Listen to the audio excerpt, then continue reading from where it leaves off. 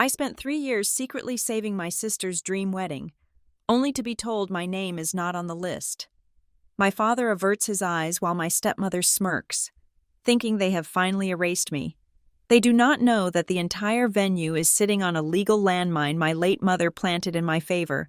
They think I am here to beg for a seat, but I am actually here to take back the whole building. My name is Riley Carrington.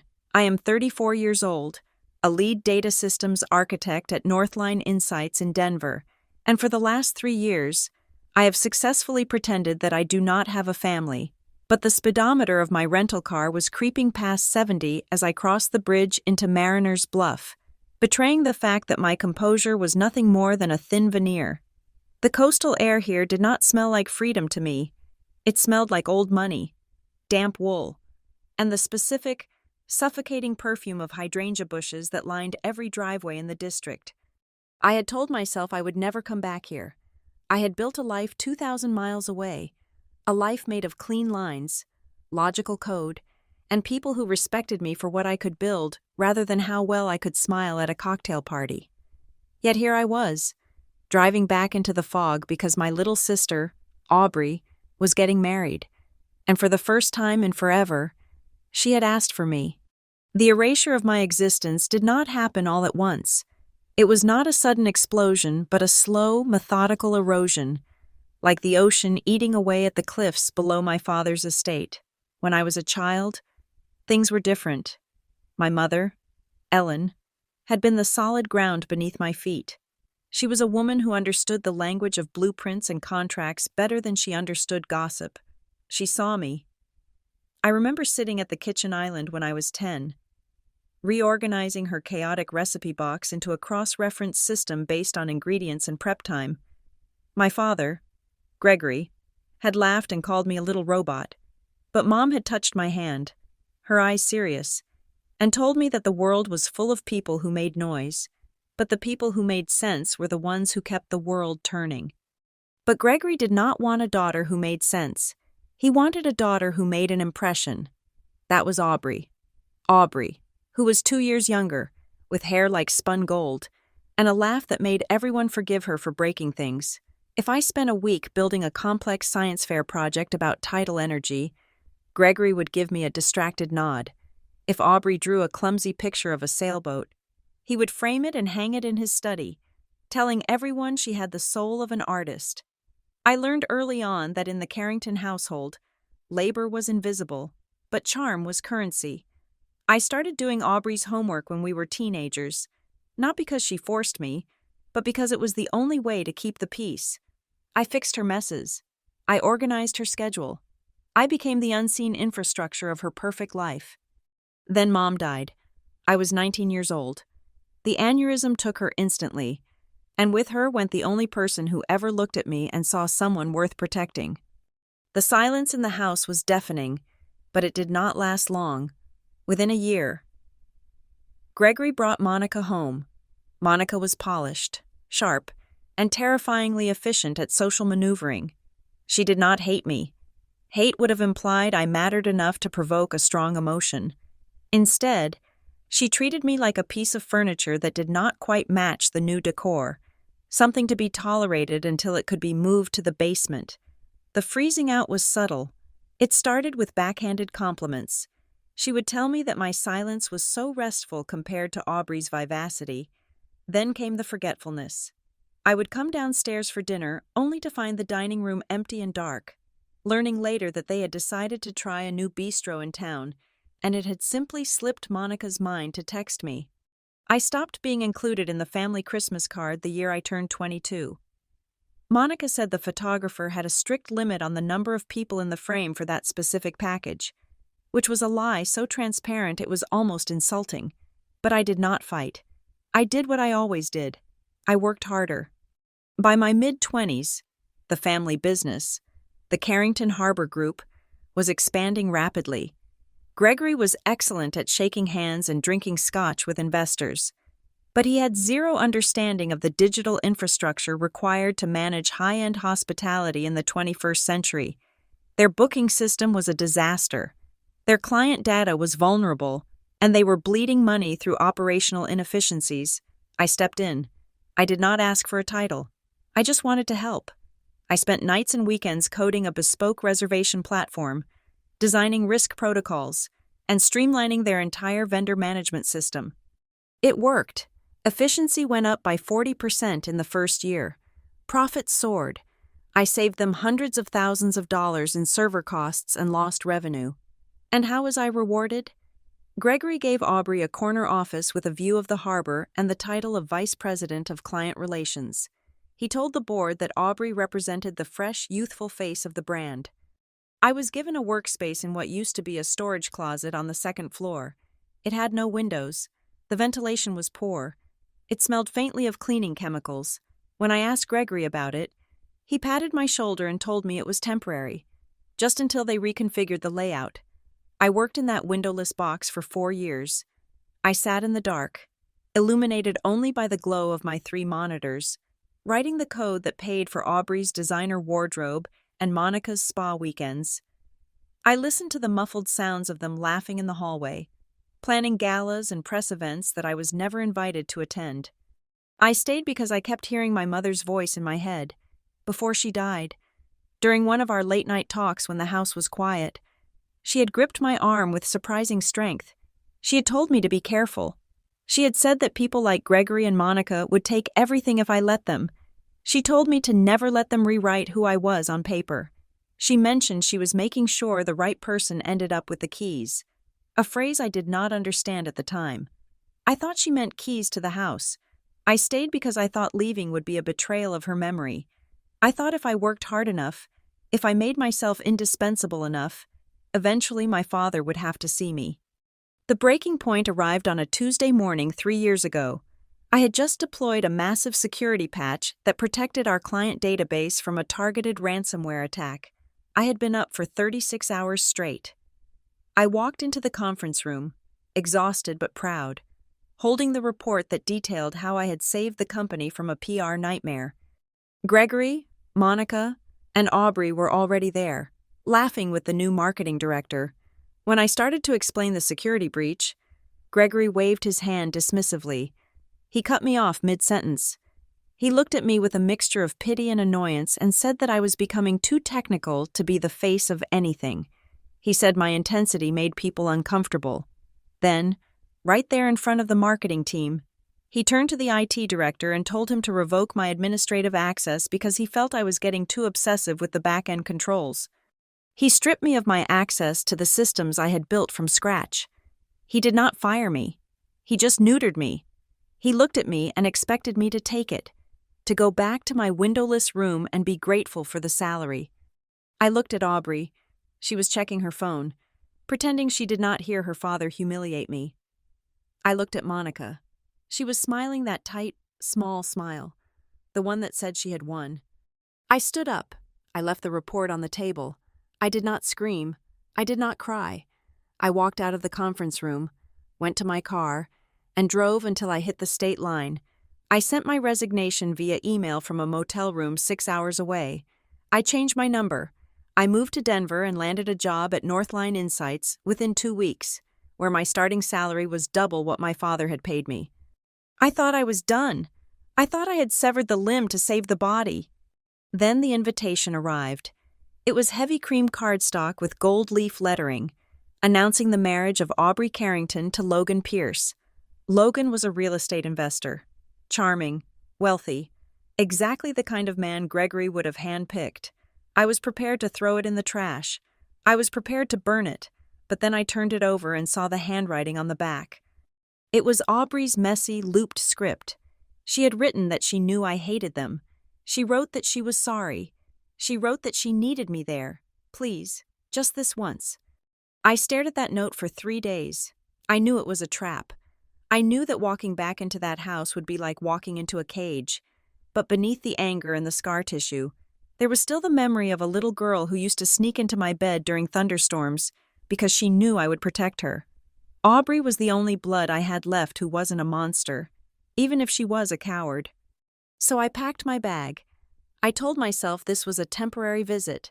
I would go to the wedding. I would smile. I would toast the happy couple, and then I would leave again. proving to them and to myself that they no longer had the power to hurt me. I was Riley Carrington, systems architect, independent woman. I was not the invisible daughter anymore. I pulled my car up to the security gate of the estate. The guard checked my ID and waved me through. As I drove up the long, winding driveway lined with those suffocating hydrangeas, I felt a familiar tightening in my chest. I thought I was driving into the lion's den to make peace. I did not know that I was actually driving toward a car crash that would nearly kill me, and a revelation that would change everything. I did not know that the mother I mourned had left behind more than just advice. She had left a weapon, buried deep in the paperwork I was trained to understand, and I was about to be forced to use it. All I knew, as I parked the car and looked up at the looming facade of my childhood home, was that I was tired of being invisible. But the family inside did not care about my fatigue. They only cared that I stayed in my place. They were in for a terrible surprise. The headlights came out of nowhere. One moment I was navigating the winding coastal curves of Highway 1, the smell of salt air filling the car, and my mind rehearsing the polite, distant greetings I would offer my father.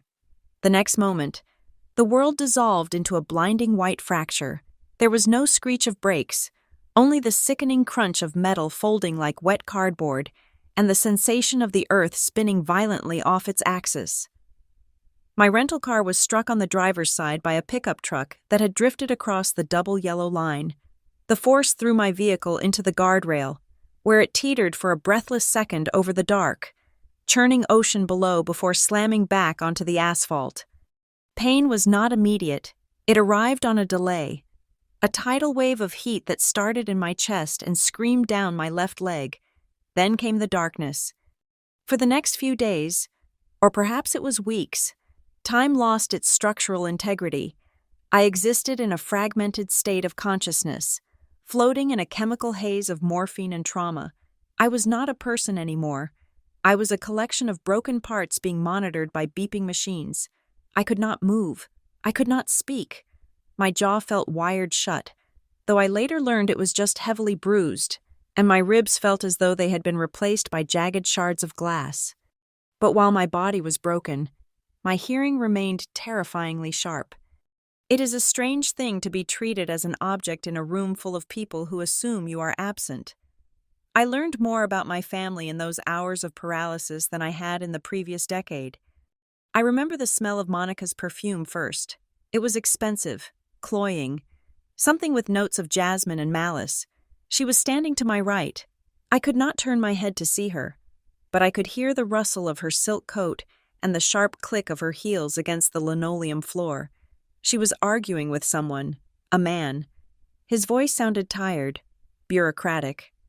The man was saying that the insurance information on file had been flagged.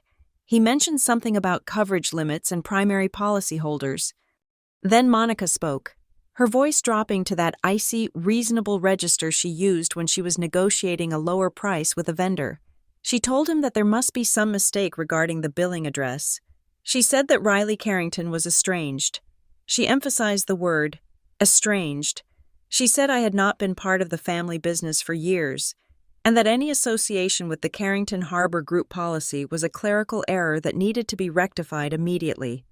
My heart hammered against my bruised ribs.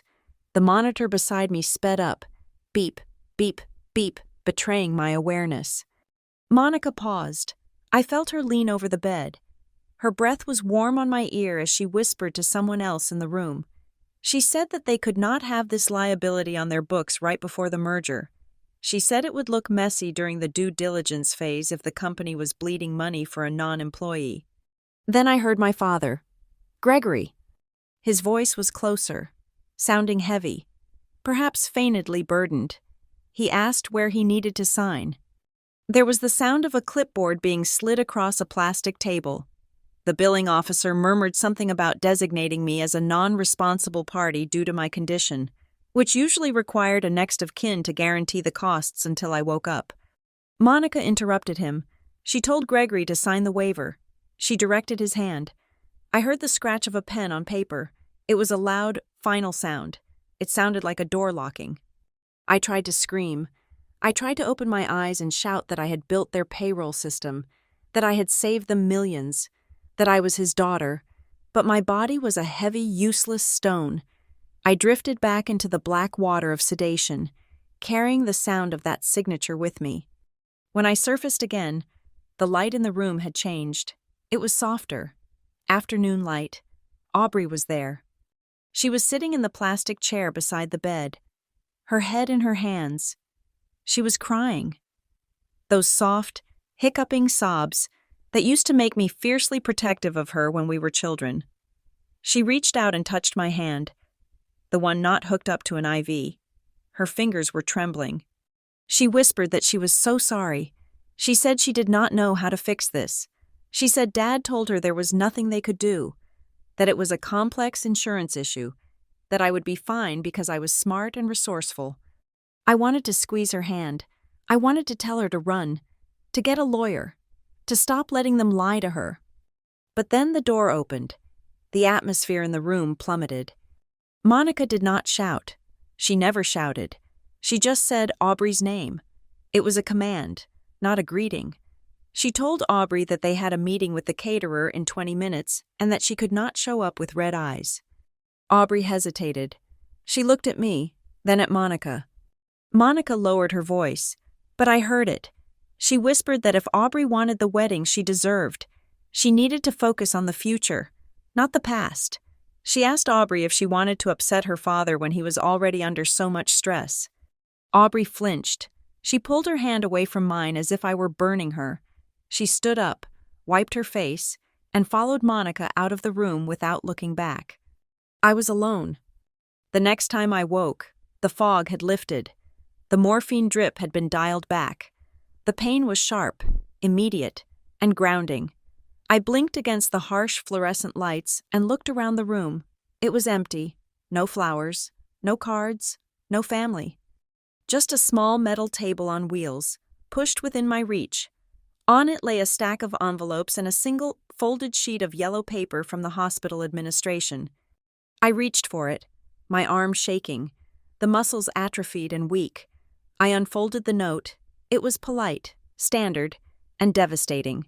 It informed me that the family representative had declined further financial responsibility for my care. It stated that the primary insurance policy under Carrington Harbor Group had been retroactively terminated for my profile, effective the day before my admission.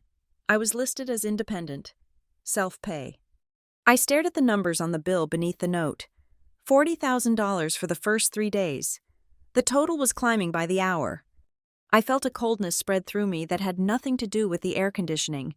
It was the chill of absolute clarity. Gregory had not just refused to pay. He had formally removed me from the employee health plan, a plan I was technically entitled to as a vested stakeholder from my years of sweat equity, even if I had resigned my role. He had done it while I was in a coma. He had waited until I was voiceless to strip me of my protection. A knock at the door broke my paralysis. A woman walked in. She looked tired, wearing a cardigan that had seen better days and holding a thick file. She introduced herself as Mrs. Higgins, a hospital social worker. She pulled up a chair and looked at me with a gaze that was professional, but softened by a weary kind of pity. She asked me if I understood my financial situation. I nodded, my throat too dry to speak. She sighed and adjusted her glasses. She told me that she had seen this happen before. Families get scared of the cost, or there is bad blood, and they cut ties when the patient is most vulnerable. She said she had tried to advocate for me with my father, but his wife was very adamant about the legal separation of assets. Then Mrs. Higgins leaned in closer, her voice dropping to a murmur. She asked me if my mother was still in the picture. I shook my head. She nodded, as if she expected that. She said that sometimes, in cases like this, looking into old estate plans is useful. She said that wealthy families often have complex layers of protection, and that mothers, specifically, tend to worry about exactly this kind of scenario. She asked if my mother ever talked to a lawyer about protections for me. I froze. The memory hit me with the force of the crash. It was a rainy Tuesday, 6 months before Mom died. Gregory was in Europe on a business trip. I had come home early from school and found Mom in the study with a man I did not recognize. He was tall, with kind eyes and a serious demeanor. Mom had introduced him as Miles Rowan. They had quickly covered the papers on the desk when I walked in, but later that night, Mom came to my room. She sat on the edge of my bed and brushed the hair out of my eyes. She looked tired. She told me that paper was more powerful than apologies. She said that people could say they loved you, but a contract told the truth. She told me she was building a safety net, one that would only deploy if the people who were supposed to catch me decided to let me drop. Mrs. Higgins was watching me. She saw the change in my eyes. She stood up, patted my arm, and told me to get some rest. She left the room, leaving the door slightly ajar. I ignored the pain in my ribs. I ignored the spinning in my head. I reached for the plastic bag that sat on the chair in the corner, the bag containing the personal effects they had salvaged from my wrecked car. My fingers fumbled with the knot in the plastic. I poured the contents out onto the bedsheet. My phone, screen shattered, my wallet, my keys.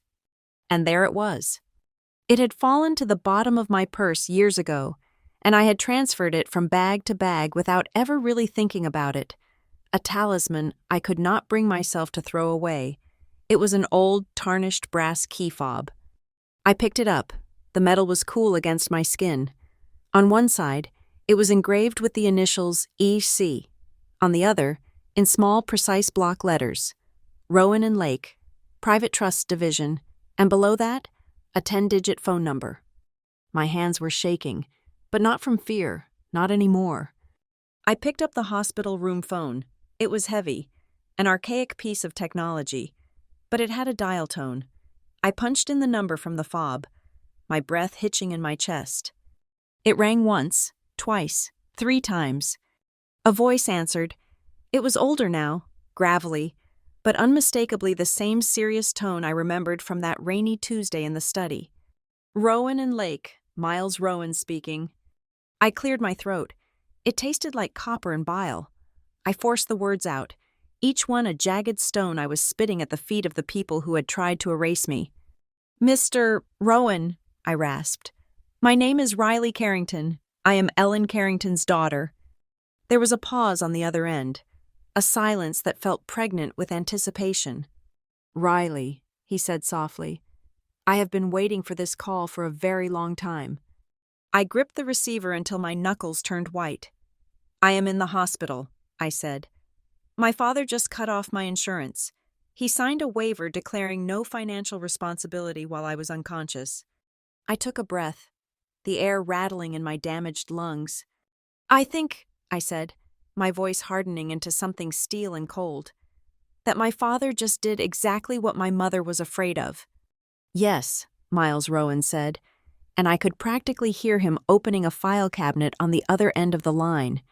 If he did that, Riley, he just triggered the contingency. He thinks he cut you off, but legally, he just handed you the knife. I closed my eyes and leaned back against the pillows. The pain was still there, but it was different now. It was fuel. I was not the invisible daughter anymore. I was the one holding the keys. Miles Rowan walked into my hospital room 2 days after I made the call, and he brought the atmosphere of a courtroom with him. He looked older than the man I remembered from my childhood, his hair now the color of brushed steel, but his eyes were exactly the same, sharp, assessing, and incredibly kind. He was not alone. Following him was a younger man, perhaps in his late 20s, wearing a hoodie under a tailored blazer and carrying a laptop with the casual familiarity of a limb. Miles did not offer me platitudes.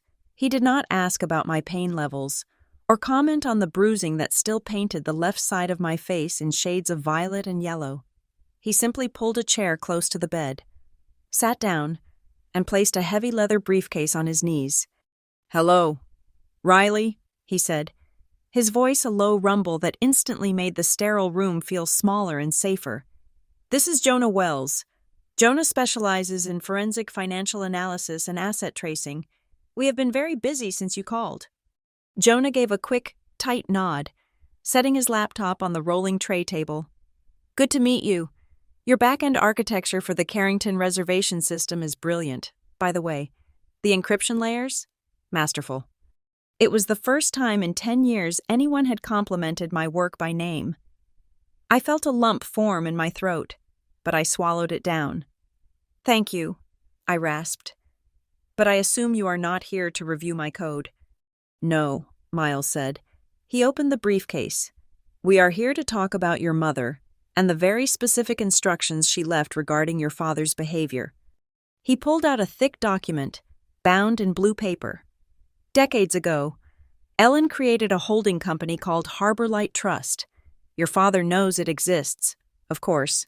He believes it is a tax shelter, a passive entity that holds some of the older, less liquid assets of the family estate. He believes that because that is what Ellen let him believe. Miles looked me in the eye. What Gregory does not know is that Harbor Light Trust is actually the apex predator of the Carrington portfolio. It holds the controlling shares of the operating company. It holds the deeds to the waterfront properties. And most importantly, it holds the voting rights that determine the board of directors. My head was spinning, and not from the concussion. But Dad runs everything, I said. Monica and Aubrey, they have titles. They sign checks. They have administrative privileges, Jonah corrected, tapping a key on his laptop. They do not have root access. There is a difference. Miles nodded. Ellen structured the trust with a dormant clause, a sleeping giant, if you will. She knew Gregory's character. She knew that as long as you were safe and supported, he could play CEO. But she added a trigger condition, a specific set of circumstances that would strip him of his authority and transfer full control of Harbor Light Trust to a successor trustee. He slid a piece of paper across the bed sheets toward me.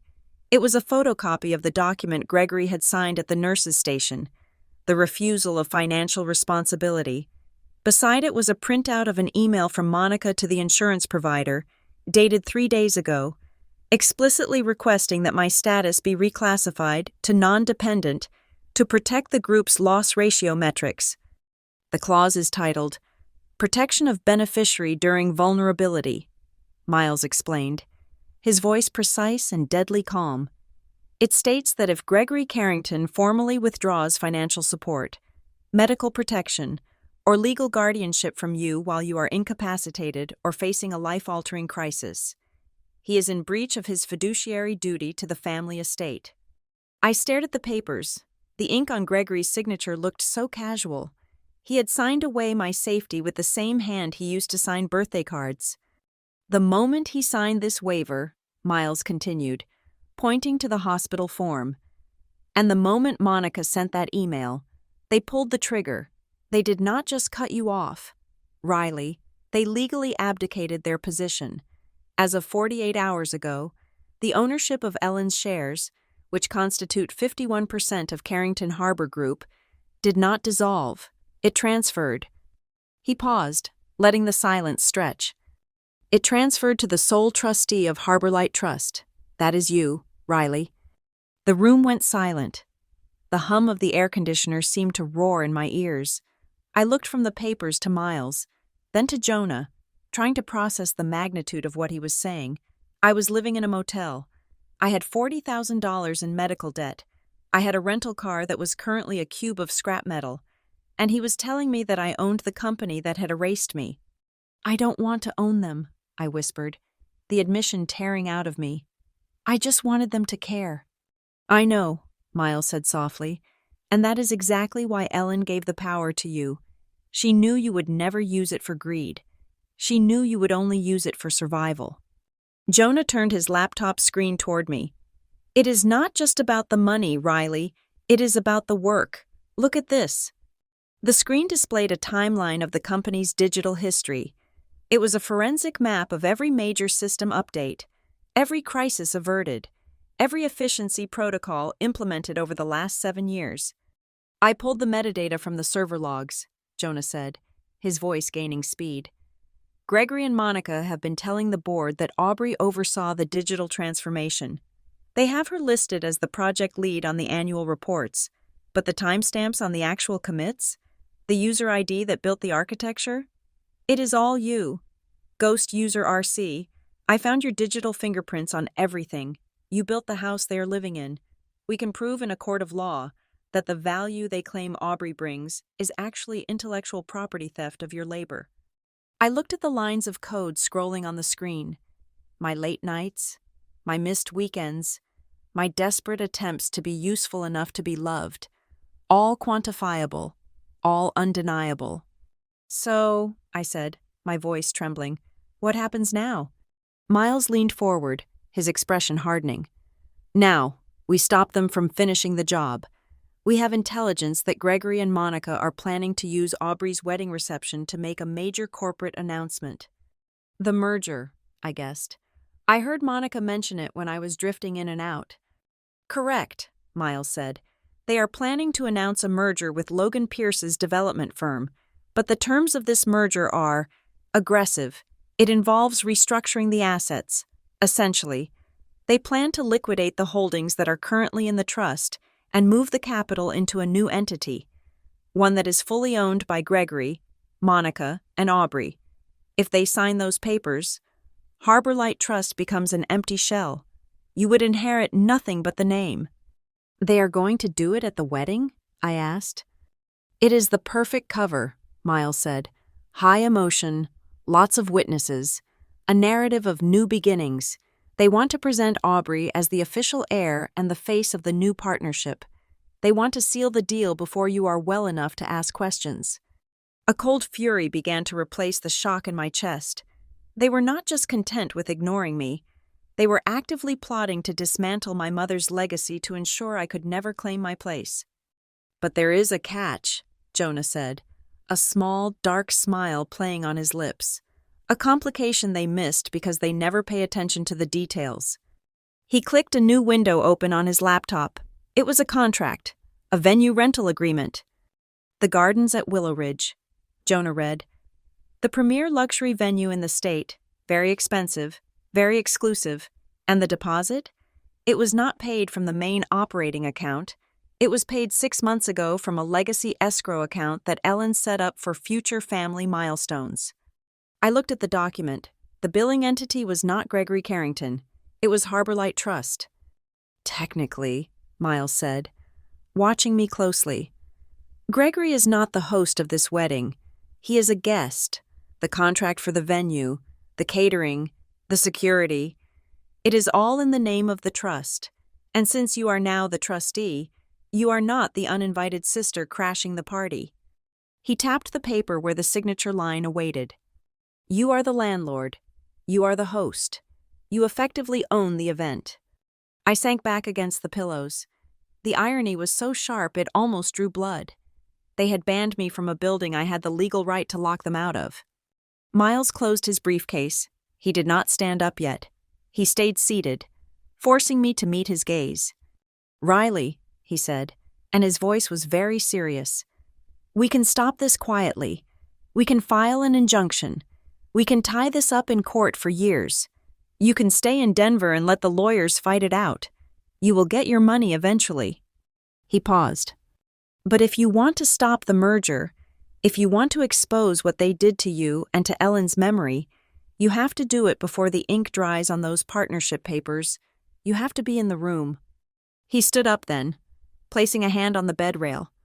Your mother left you a shield, Riley, but a shield is heavy. You have to choose to pick it up. If the only place your family ever respected you is on paper, are you willing to stand on that paper in front of everyone? Are you willing to walk into that wedding and let the world see the ghost?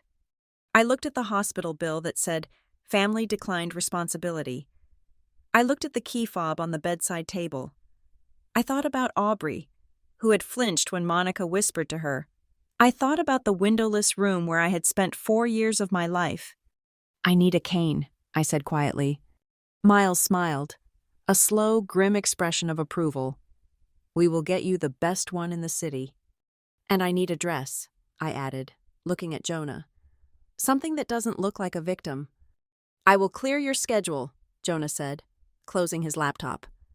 I am not going to sue them. Miles, I said, feeling the adrenaline finally start to override the pain in my ribs. I am going to introduce myself. Leaving the hospital was less of a liberation and more of a tactical relocation. The doctors were hesitant to discharge me, citing the hairline fractures in my ribs and the lingering effects of the concussion, but I had Miles Rowan and a very comprehensive healthcare proxy form. I walked out into the humid coastal air, leaning heavily on a black carbon fiber cane that Jonah had sourced from somewhere expensive.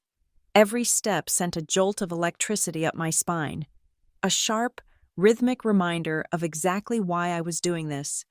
We set up our command center in a suite at the edges of town, far enough from the estate to avoid casual detection, but close enough to feel the gravity of the upcoming event.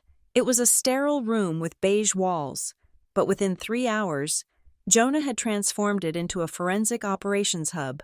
Monitors were humming, whiteboards were covered in timelines, and Miles was reviewing documents with the intense focus of a bomb disposal expert.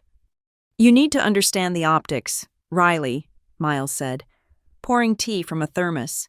He looked like a weary general preparing for a siege.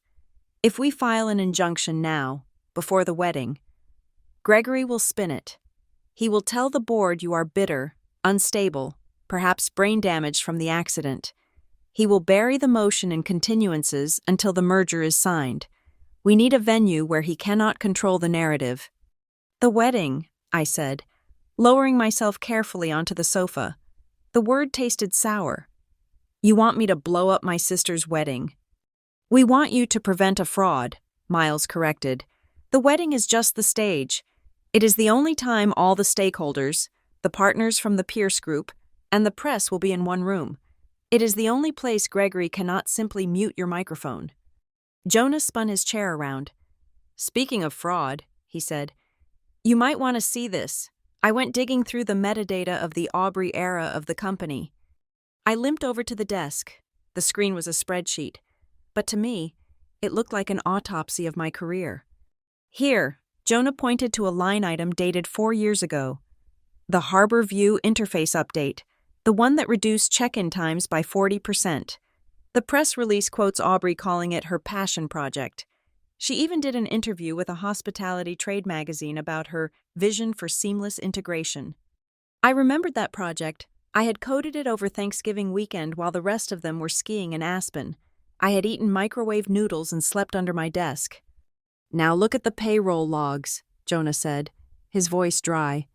He clicked a tab. There was a bonus payout authorized the week after the launch, $15,000. It was coded as a performance incentive. "It went to Aubrey," I said. It wasn't a question.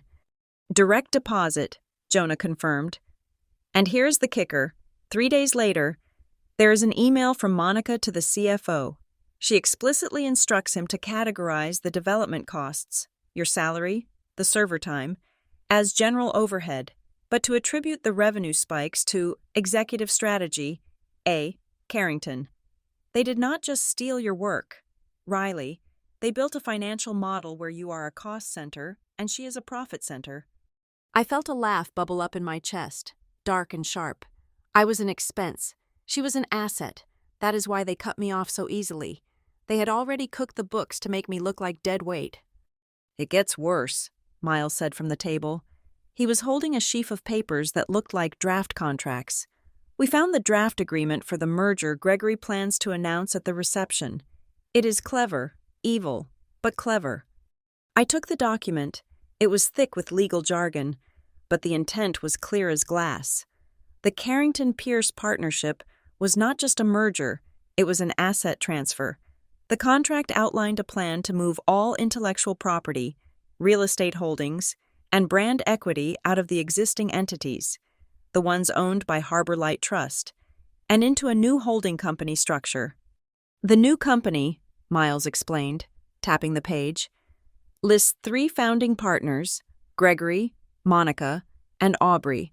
If Gregory signs this document on Saturday night, he effectively empties the vault. You would still be the trustee of Harbor Light, but Harbor Light would own nothing but empty bank accounts and a few outdated liabilities. He is sanitizing you off the map. "He plans to sign this at the reception?" I asked. "It is the highlight of the evening," Miles said. "A toast to the future, a signature on the dotted line, and the transfer is complete. Once he signs, unwinding it would take 5 years of litigation. We have to stop his hand before it touches the paper. I looked at the timeline on the whiteboard. The wedding was in 48 hours. I can't just storm in there and flip tables, I said, rubbing my temple. Aubrey, she is trapped in this too. If I ruin her day, if I humiliate her in front of Logan and his family, I lose her forever. She will never believe I did it to save her. She might not believe it anyway, Jonah said, not unkindly. Riley, she took the bonus. She did the interviews. She might be a victim of Monica's pressure, but she is also a beneficiary of the lie. I know, I snapped. The anger flared hot and fast. I know who she is, but she is also the only person in that house who ever looked at me like a human being. I am not going to destroy her life just to get even with my father. Miles watched me for a long moment. Then we choose the middle path, he said. We do not go in to destroy, we go in to correct. He pulled a notepad closer. We do not announce the hostile takeover immediately. We simply ensure that the truth is available.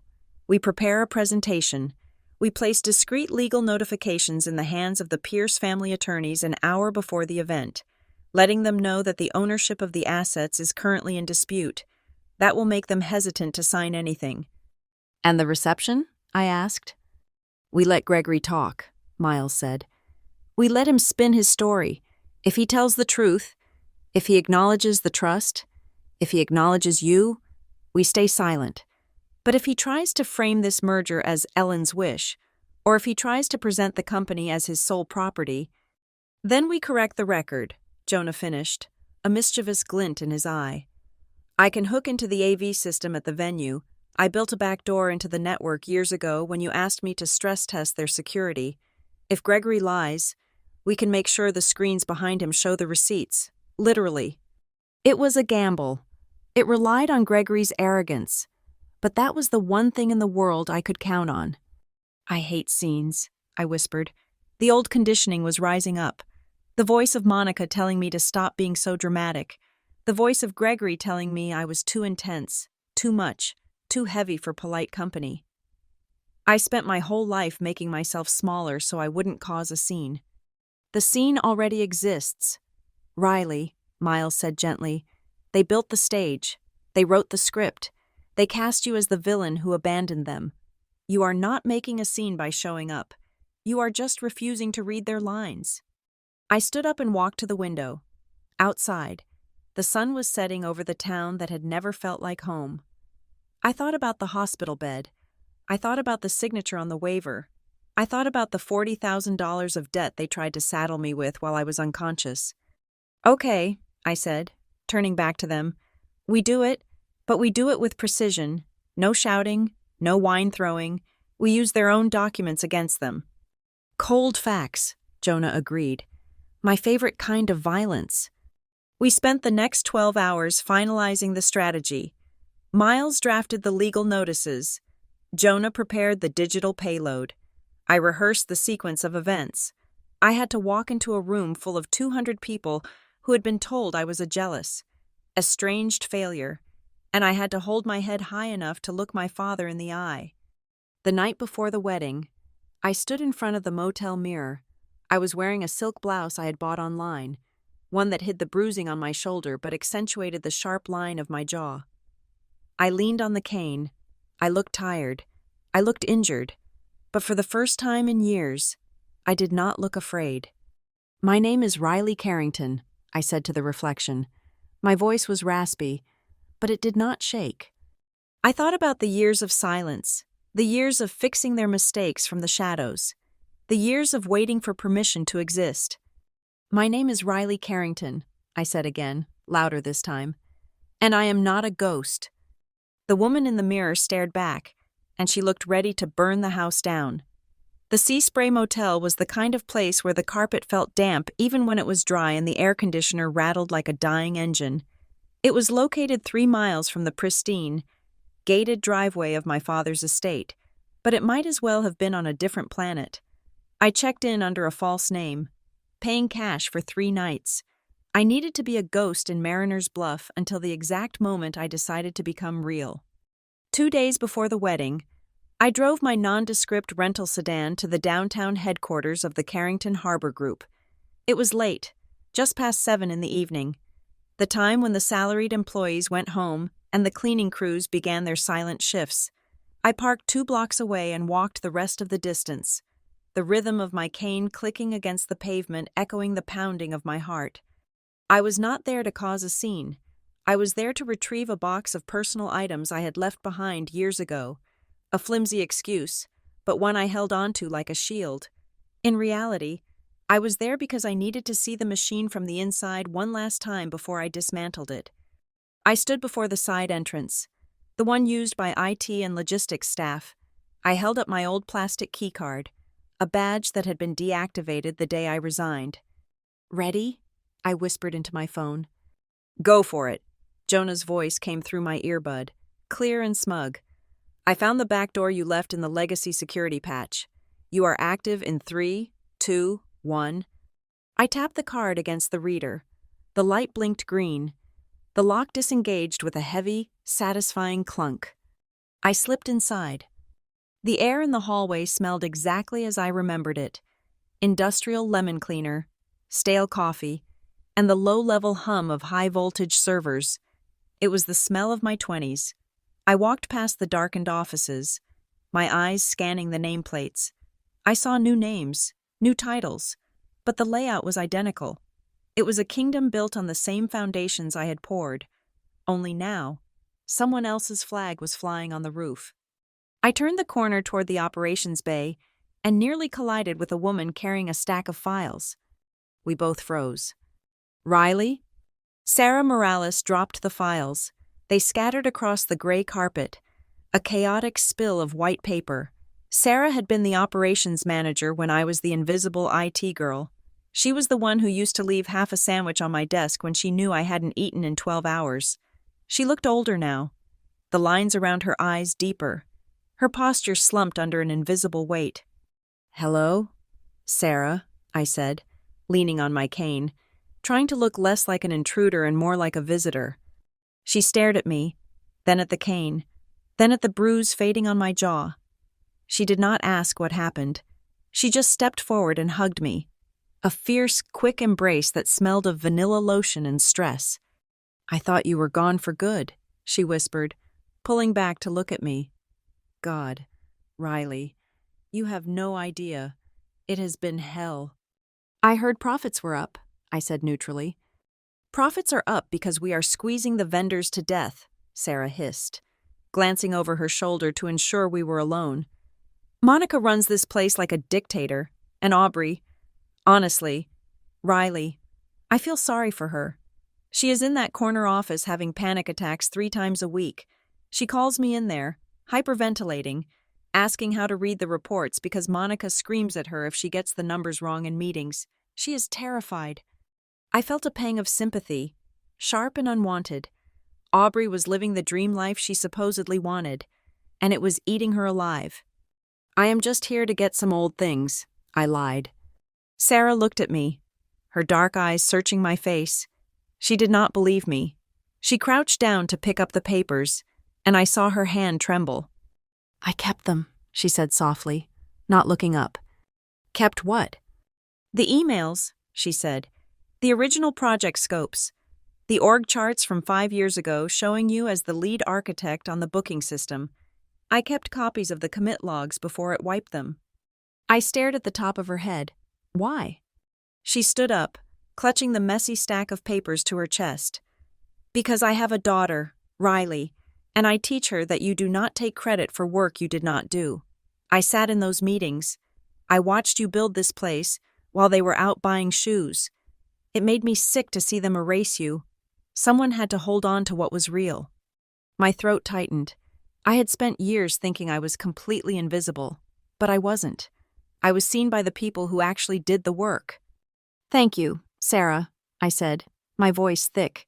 "That might be more important than you know." "You are planning something," she said.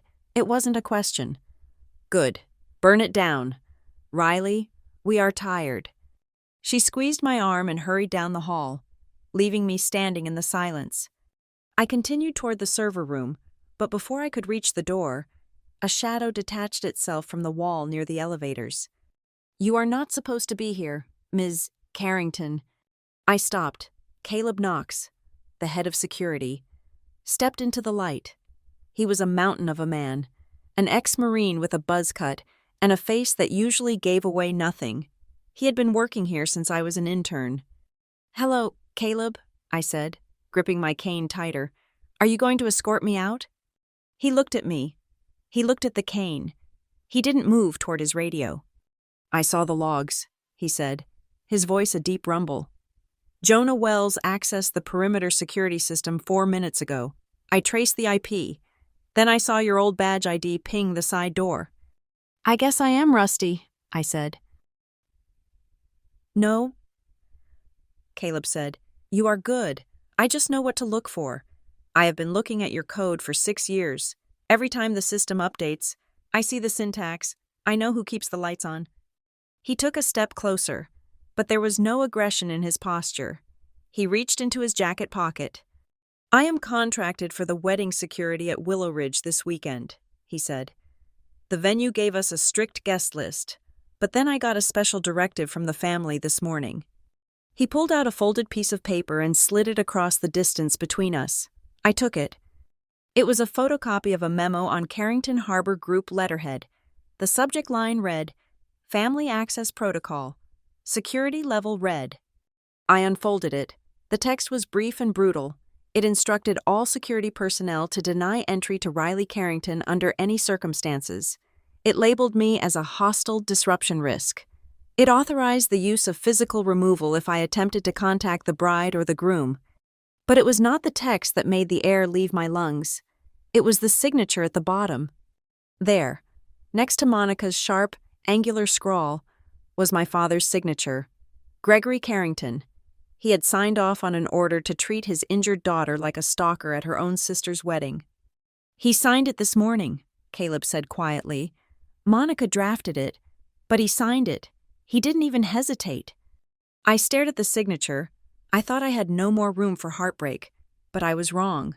Seeing it in black and white, the official documentation of his rejection, felt like the crash all over again. He wasn't just passive, he was active. He was protecting his lie by weaponizing his security team against me. But then, a strange thing happened. The heartbreak cooled. It hardened. It turned into something geometric and solid. "This is proof," I whispered. "Proof of what?" Caleb asked. "Proof of abandonment," I said. "Proof of hostility. This piece of paper is the final key to the lock." I looked up at Caleb. "Why are you giving me this? You could lose your job."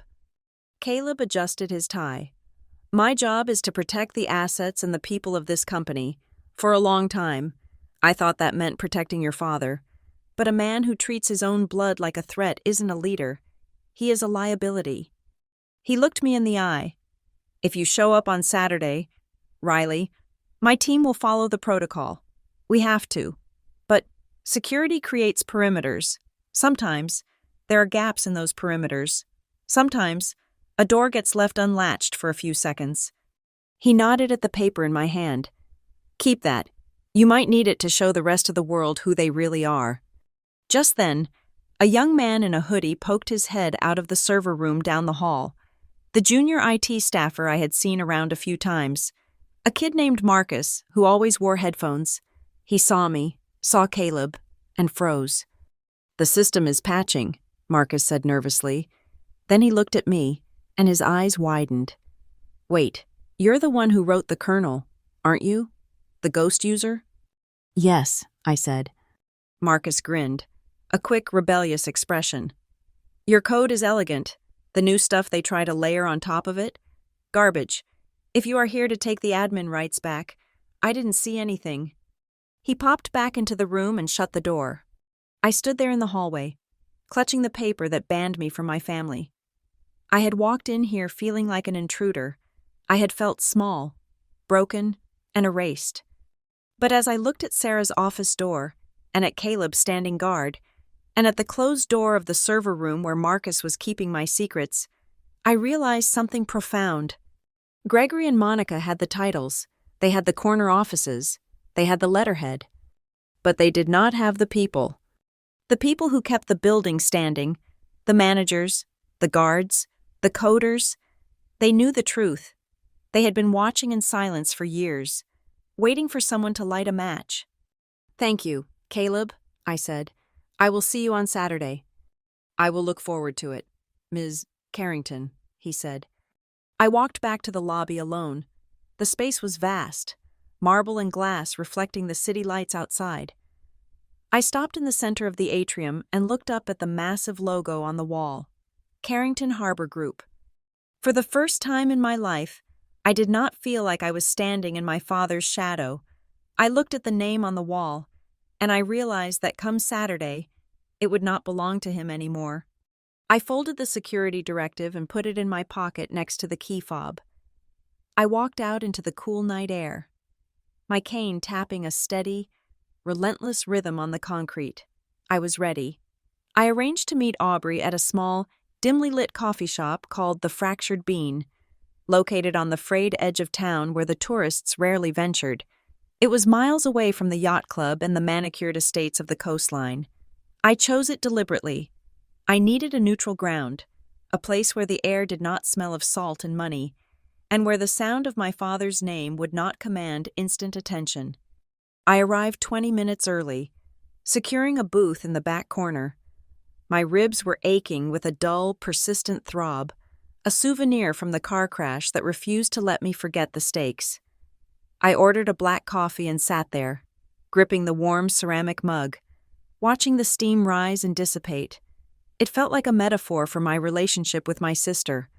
Warm, fluid, but ultimately vanishing into thin air the moment the atmosphere changed. When Aubrey finally walked in, the bell above the door chimed a cheerful note that clashed violently with her appearance. She looked exhausted. The golden girl of the Carrington dynasty was fraying at the edges. She was wearing oversized sunglasses and a trench coat belted too tightly at the waist, looking less like a bride-to-be and more like someone on the run. She spotted me and hurried over. Sliding into the booth opposite me with a frantic energy, she pulled off her sunglasses, revealing dark circles under her eyes that even expensive concealer could not fully hide. "Rye," she breathed, reaching across the table to squeeze my hand. Her palms were clammy. "Thank God you came. I wasn't sure if you would actually show up after everything." "I am here," I said, gently withdrawing my hand. "We need to talk. Aubrey, real talk, not the polite scripts we have been reciting for a decade." She flinched, leaning back against the vinyl seat. I know things are messy, but I'm just so glad you are okay. When Dad told me about the accident, I wanted to stay at the hospital, I swear. But Monica, she said you needed rest, and there were so many appointments with the florists, and—" "Stop," I said. I did not raise my voice, but the word landed heavy on the table. "You do not have to lie to me, Aubrey. I was awake when Monica pulled you out of the room." Aubrey froze. Her eyes darted away, focusing on a stain on the table. "It is just so much pressure. Rye, you have no idea. Monica is obsessed with this wedding being the social event of the season. She has me on a schedule that is tighter than a military operation." She let out a shaky laugh that sounded close to a sob. "She even wrote my speech for the reception. Did you know that? I am 32 years old, and my stepmother wrote my wedding toast. I have to stand up there and talk about honoring Dad's vision and Mom's enduring legacy of grace." She spat the word grace out like it tasted like poison. "Mom's legacy," I repeated, watching her closely. That is an interesting choice of words, considering they have spent the last 10 years trying to erase her name from the company letterhead. Aubrey rubbed her temples. "I know. It feels wrong. I told Monica it felt fake, but she said it is about narrative cohesion. She wants the investors to feel like everything is one big happy continuity." I took a sip of my coffee, the bitterness grounding me. "Tell me something. Aubrey, when you stand on that stage and accept the applause for the company's success, Do you ever think about the code? She looked up, blinking. What? The code, I said. The reservation system, the crisis protocols. Do you remember the coastal storm 5 years ago? The one that flooded the basement of the flagship hotel? The system stayed online. We didn't lose a single reservation. The press called it a miracle of modern hospitality management. I leaned forward. Do you know who stayed up for 48 hours straight, rerouting the servers through a backup generator in Denver so the data wouldn't be corrupted? Aubrey went still. She looked at me, and for the first time, the mask of the ditzy, overwhelmed younger sister slipped. Her eyes sharpened. It was you, she whispered. I always knew it was you, Rye. The admission hit me harder than the airbag had. I had spent years telling myself a story where Aubrey was innocent, oblivious, just a passenger in Gregory and Monica's car. I had believed she simply didn't understand who did the work. You knew, I said, my voice barely a whisper. You knew I built the engine, but you sat in the driver's seat and waved at the crowd. I was scared, Aubrey hissed, leaning in, her voice trembling. You don't understand what it is like living in that house with them without you there to take the heat. He is impossible, and Monica is terrifying. If I didn't smile, if I didn't take the credit, they would turn on me. I saw what they did to you. Riley, I didn't want to be the next one exiled to the basement. So you let them exile me instead, I said. You let them steal my life so you could keep your comfort. It wasn't like that, she pleaded, tears welling in her eyes. I tried to mention you, sometimes, but Dad would just get that look, that cold, dead look. It was easier to just play along. Easier, I repeated. Yes, I suppose it was. I looked at her, really looked at her. I saw the fear. Yes, but I also saw the complicity. She wasn't a villain, but she was a coward. And in the world our family inhabited, cowardice caused as much damage as malice. We need to talk about the wedding venue, I said, shifting gears. The gardens at Willow Ridge. It is very expensive. Aubrey wiped her eyes, relieved to change the subject. I know, it costs a fortune. Dad threw a fit about the deposit initially, but then he found some old account. He said it was money Mom had set aside years ago that he had forgotten about. He unlocked it last month. He said it was fitting to use Mom's money to pay for her daughter's happiness. My grip on the cane tightened until my knuckles turned white. He told you it was his to use? Yeah, Aubrey said. Why? Because it wasn't, I said. That account belongs to Harborlight Trust. Aubrey looked confused. Harborlight? I think I have seen that name on some legal letters, but Dad said it was just a tax shell. It is not a shell, Aubrey. It is the owner. I took a breath. I had to make her understand. I had to break the glass. When I was in the hospital, I said, keeping my voice steady, Dad signed a document. He refused to pay my medical bills. He removed me from the insurance policy. He declared, legally and formally, that he had no responsibility for me. Aubrey's face paled.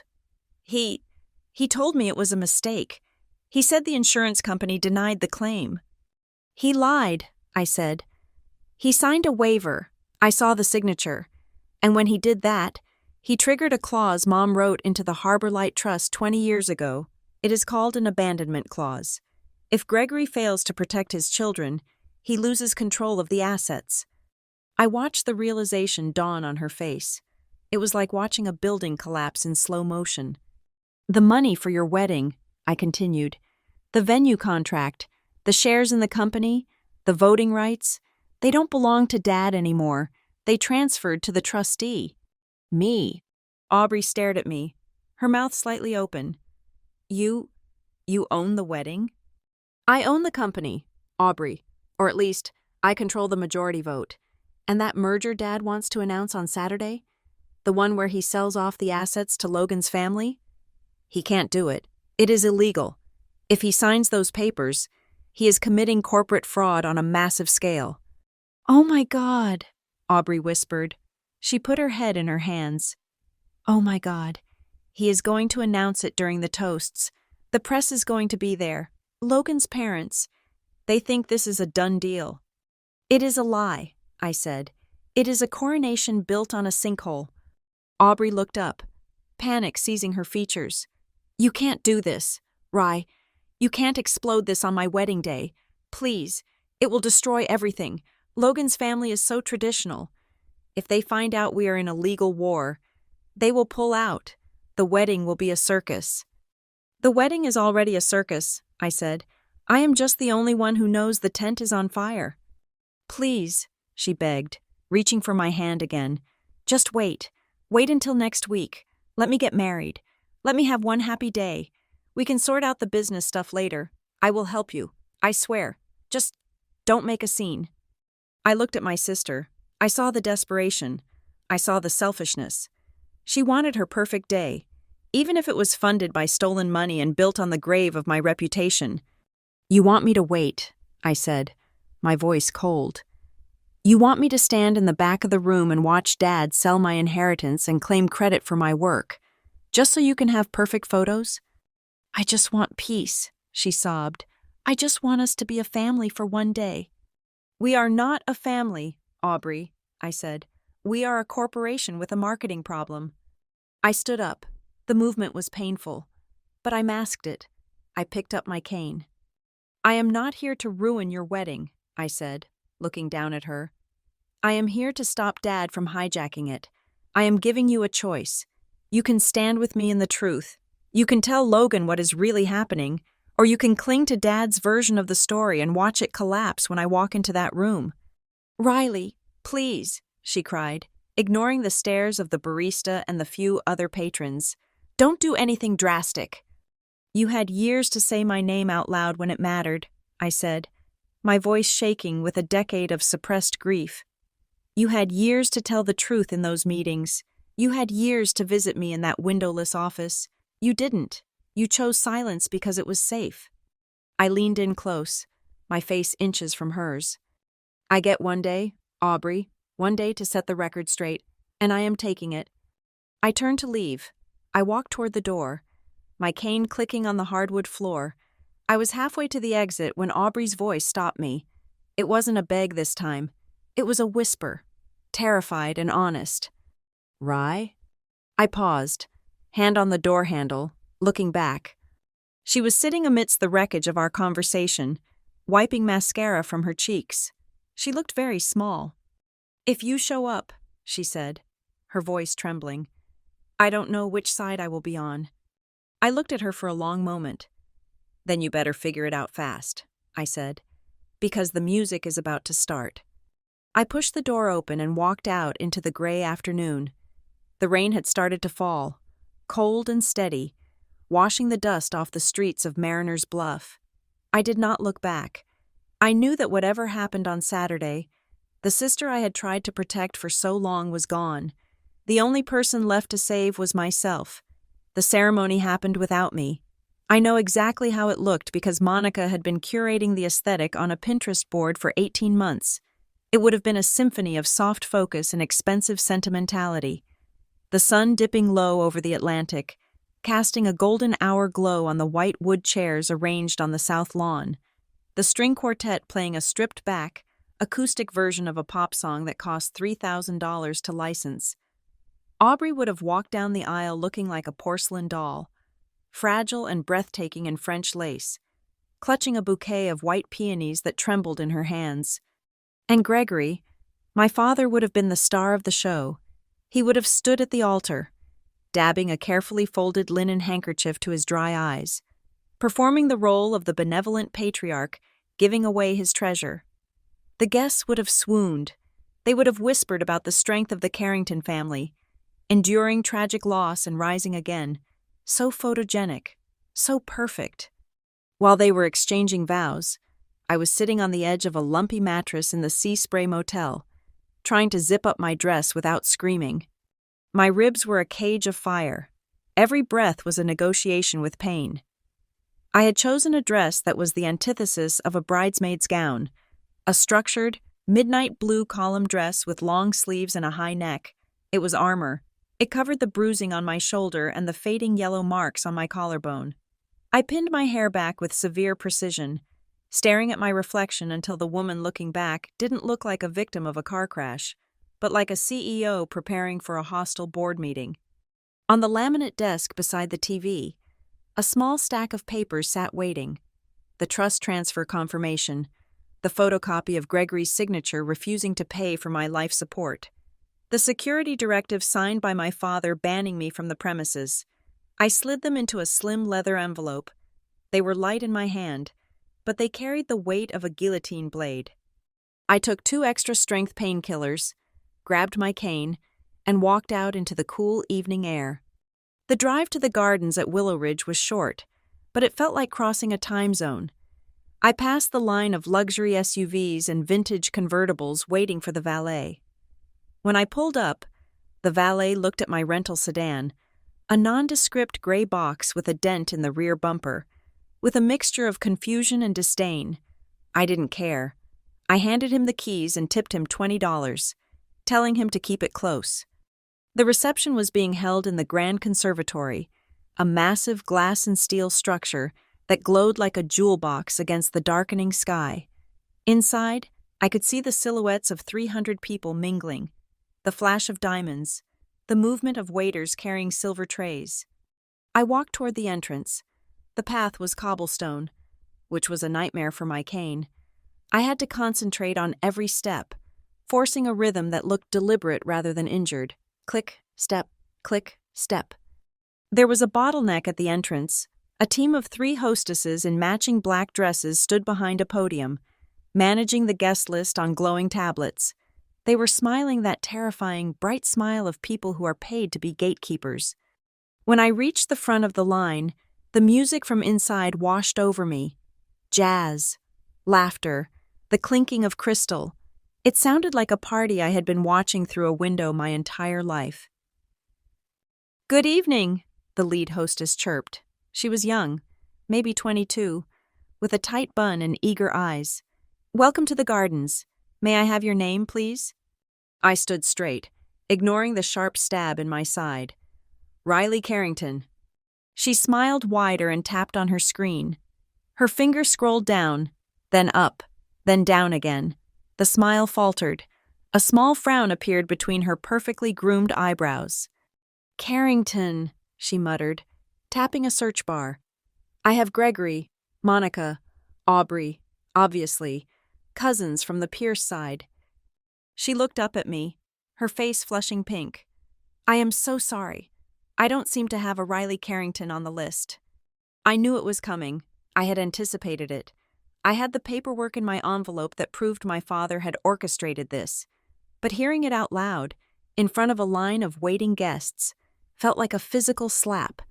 It was the childhood nightmare made real. You do not belong here. You do not exist. "Please check again," I said, my voice calm, though my pulse was hammering in my throat. "I am the bride's sister."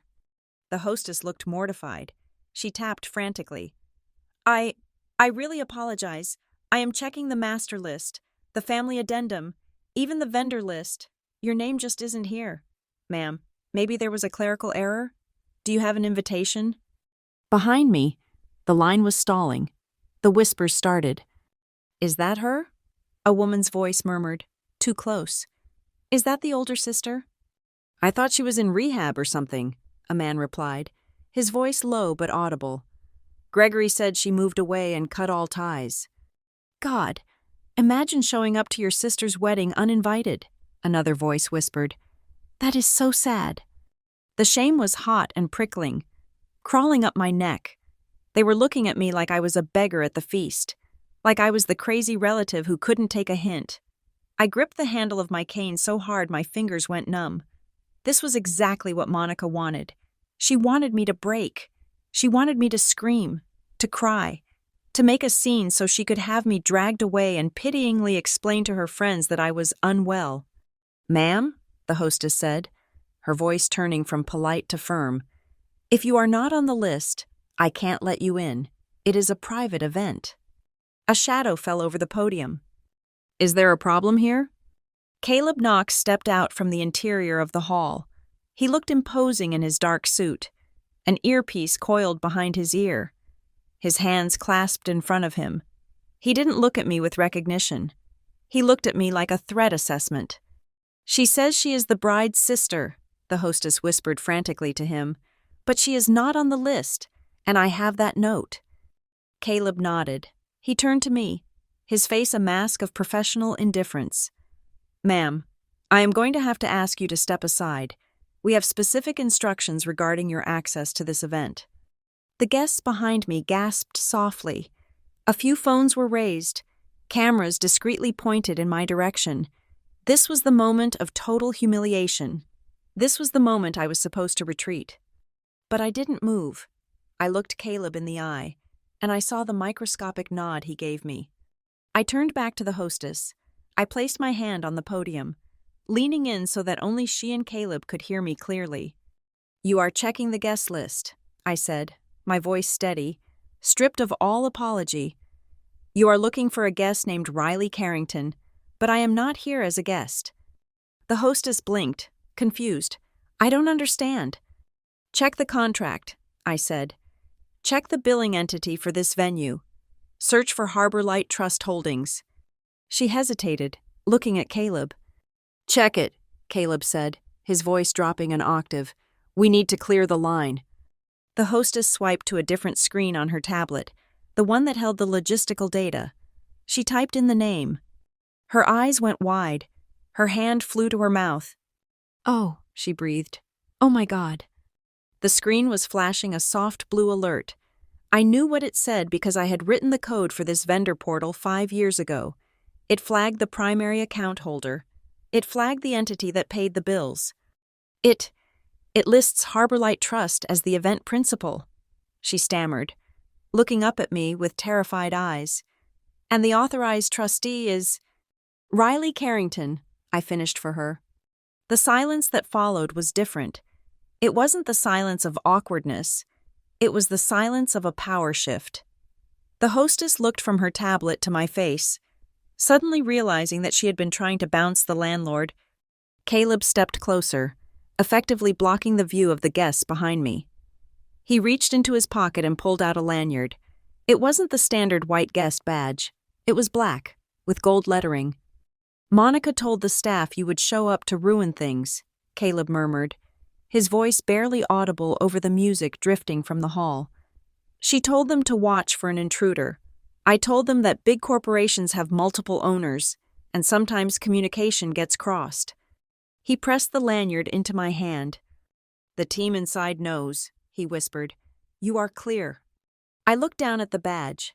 It read, "Event Principal, Access All Areas." Below that, in smaller letters, Harbor Light Trust. My ribs still ached. The whispers behind me were still sharp. My father was inside, ready to sell my legacy. But as I held that plastic card, I felt the shift. I wasn't the girl begging for a seat at the table anymore. I was the one who owned the table. I slipped the lanyard over my head. It settled against the silk of my dress like a medal. I looked at the hostess. She was pale, her fingers hovering over the tablet, unsure of what to do. I guess you are authorized to go in, Ms." She trailed off, terrified of using the wrong title. I adjusted my grip on my cane. I straightened my spine, ignoring the fire in my side. "Just put that the owner is here," I said. I didn't wait for her to respond. I stepped past the podium, nodded to Caleb, and walked through the double doors into the light. The Grand Conservatory at the Gardens at Willow Ridge was a masterpiece of manufactured perfection. The ceiling was a soaring cathedral of glass that reflected the hundreds of twinkle lights strung through the ficus trees, creating the illusion that we were all standing inside a galaxy of stars. The air smelled of expensive Asiatic lilies and roast beef. A string quartet was playing a soft, melodic cover of a classic rock song, just unrecognizable enough to be tasteful. I stepped into this ecosystem of wealth and pretense, and the temperature in the room seemed to drop 5 degrees. My cane clicked against the polished limestone floor. Tap, step, tap, step. I moved slowly, letting the pain in my ribs dictate my pace, but I kept my head high. I was wearing the midnight blue dress that felt like armor, and the black lanyard with gold lettering hung against my chest like a shield. At the far end of the room, under a massive archway of white roses and hydrangeas, Aubrey and Logan were posing for the photographer. Aubrey looked radiant, her smile fixed and bright. Leaning into Logan's shoulder as the flash bulbs popped, my father, Gregory, was working the room near the open bar, shaking hands with the vigor of a senator running for re-election. He threw his head back and laughed at something a potential investor said, his hand resting casually on the man's shoulder. Monica was gliding between tables, adjusting centerpieces by millimeters, her eyes scanning the perimeter for any imperfection that might mar her triumph. The first person to notice me was Mrs. Gable, the wife of the town's mayor. She was mid-sip of her champagne when she saw me standing near the entrance. She lowered her glass, her eyes widening. She nudged her husband. Then the ripple effect began. Conversations didn't stop all at once. They died out in pockets. Heads turned. Whispers jumped from table to table like static electricity. Is that Riley? I thought she was in Europe. Look at her face. Look at the cane. I ignored them. I walked deeper into the room. A waiter offered me a tray of canapés. I shook my head. I wasn't here to eat. Suddenly, a pair of soft arms wrapped around me. I flinched, my instinct for defense kicking in. But the scent of lavender and old paper was familiar. It was Aunt Sylvia, my mother's older sister, who had been slowly pushed to the margins of the family social circle after Mom died. Riley, she whispered, pulling back to look at me, her eyes wet. Oh, honey, look at you. Hi, Aunt Sylvia, I said, my voice tight. She gripped my arms, careful of the bruising she could sense beneath the silk. Gregory told us you refused to come. He said you sent a hateful email. She leaned in closer, her voice dropping to a fierce whisper. I never believed him, not for a second. You have your mother's eyes, and she never ran from a fight. I am not running, I said quietly. Good, she said, squeezing my hand. Give them hell. She stepped back, and as she did, the sea of guests parted. Monica was coming toward me.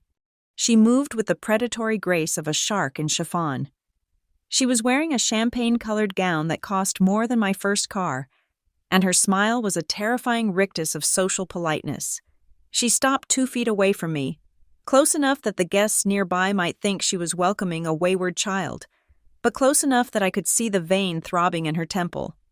Riley, she said, her voice a sugary purr that did not reach her eyes. You made it, and with an accessory. I see.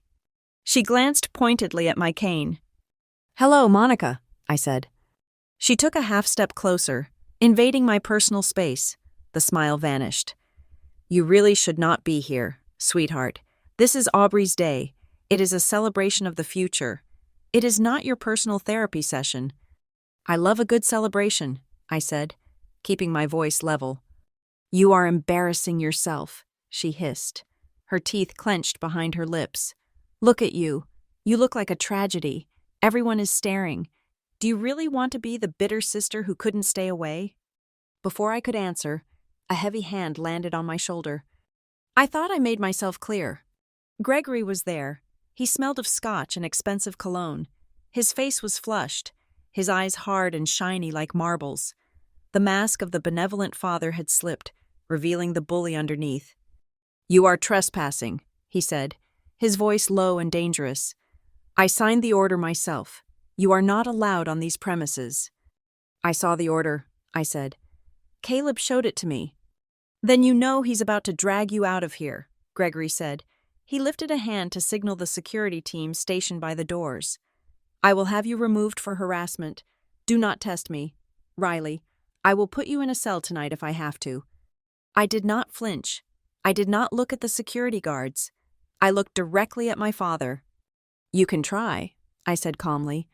But you might want to check the venue contract before you make a scene. Gregory frowned. What are you talking about? The contract for this building, I said, my voice carrying just enough for the nearby investors to hear. The gardens at Willow Ridge. Who signed the check for the deposit? Dad? The estate paid for it, he snapped. My money. No, I corrected him. The check came from the Harbor Light Trust escrow account. The contract is in the name of the trust.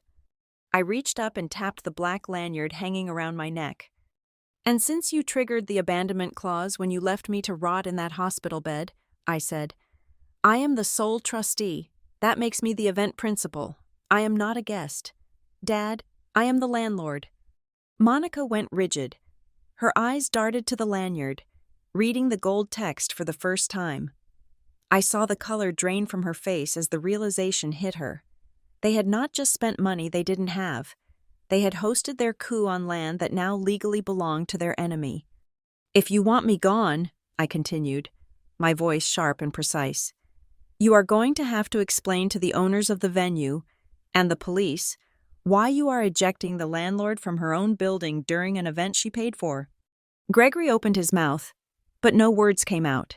He looked at Monica, waiting for her to fix it, but she was staring at me with a look of pure, unadulterated horror. She knew exactly what the Harbor Light Trust contained.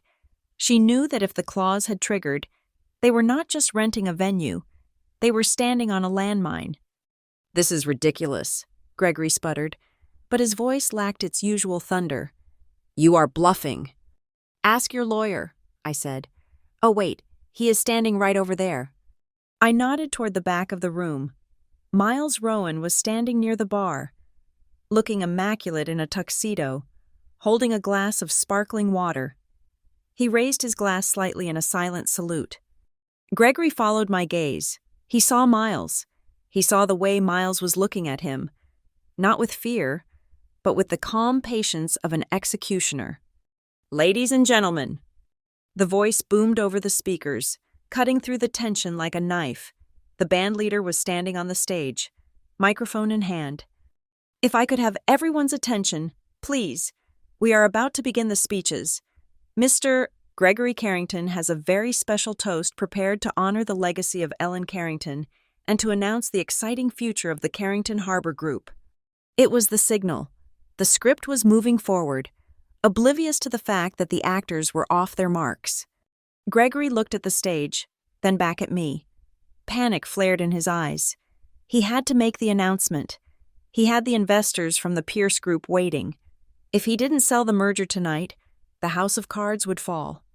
You stay here, he hissed at me, a desperate command. You keep your mouth shut. If you say one word, I will ruin you. You already tried, I said. He straightened his jacket, forced a terrifyingly fake smile back onto his face, and turned toward the stage. Monica lingered for a second, glaring at me with a hatred so pure it was almost impressive, before she turned and followed him, smoothing her skirts. I stood alone in the center of the room. The circle of guests around me had widened, sensing the radiation coming off the interaction. Across the room, near the floral arch, Aubrey was watching. She had seen the confrontation. She had seen Dad's anger. She had seen me stand my ground. Logan leaned down to her. I saw his lips move. Is that your sister?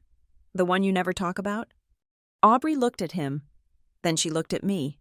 Her face was pale, her eyes wide and frightened. She didn't say anything. She didn't nod. She didn't shake her head. She just stood there, clutching her bouquet like a lifeline, letting the silence answer for her. My heart broke a little more, but I let it go. I looked past her. Jonah Wells had entered the room. He was blending in perfectly, dressed in a sharp black suit that made him look like just another young, wealthy guest. But instead of heading for the bar, he was moving along the back wall, toward the audio-visual booth, where the sound technicians were managing the screens. He caught my eye. He gave a single, subtle nod. Then he slipped behind the heavy velvet curtain of the tech booth. The stage was set. The players were in position. Gregory walked up the steps to the stage. The spotlight hit him, washing out the redness in his face, turning him back into the golden patriarch. He took the microphone from the band leader. He tapped it twice. Thump, thump. Thank you, he said, his voice booming, rich with practiced emotion. Thank you all for being here on this joyous occasion. He looked out at the crowd. He looked at the Pierce family table. He looked at Aubrey. He pointedly did not look at me. "Tonight is about love," he said, "but it is also about legacy. It is about the future we build on the foundations of the past." He raised his glass. The crystal sparkled in the light. "I want to propose a toast," he said. I gripped my cane. I felt the paper of the security directive in my pocket. I felt the weight of the key fob. The room was silent, waiting for his words. I looked toward the AV booth. The curtain moved slightly. Gregory took a breath, ready to speak the lie that would erase me forever. "To the memory of my late wife, Ellen," he began, "and to the new partnership that will carry her name forward." I took a step forward. It was time. Gregory stood at the podium, bathed in a warm, amber spotlight that made him look like a statesman rather than a man frantically trying to patch a sinking ship.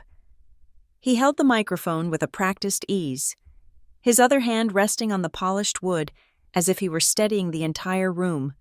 The silence in the grand conservatory was absolute, save for the distant, rhythmic crash of the ocean against the cliffs outside, a sound that felt like a countdown. He smiled, a sad, brave expression that he must have practiced in the mirror a dozen times. "My friends," Gregory began, his voice dropping to a register of intimate confession, "raising children is the great joy and the great heartbreak of any parent's life. Ellen and I were blessed with 2 daughters, one who stayed, who poured her heart and soul into the soil of this family legacy, and one who chose another path." He paused, letting the implication hang in the air like smoke. He did not look at me. He looked over my head, toward the back of the room, effectively erasing me even as I stood 20 feet away. "We all make choices," he continued, a tone of forgiveness creeping into his voice that made my stomach turn. "And while we miss those who walked away, we must honor those who remained. We must honor the builders." He turned his gaze to Aubrey, who was standing near the cake table, looking pale and terrified. "Aubrey," Gregory said, extending a hand toward her, "you are the heartbeat of our company's future. You have carried the weight of your mother's vision with a grace that humbles me every day, and it is because of your dedication that we are able to take this next historic step." He signaled to the AV booth with a subtle nod. The massive projection screens flanking the stage lowered, humming softly. "Tonight," Gregory announced, his voice swelling with triumph, "I am proud to announce a partnership that will secure the Carrington legacy for the next century.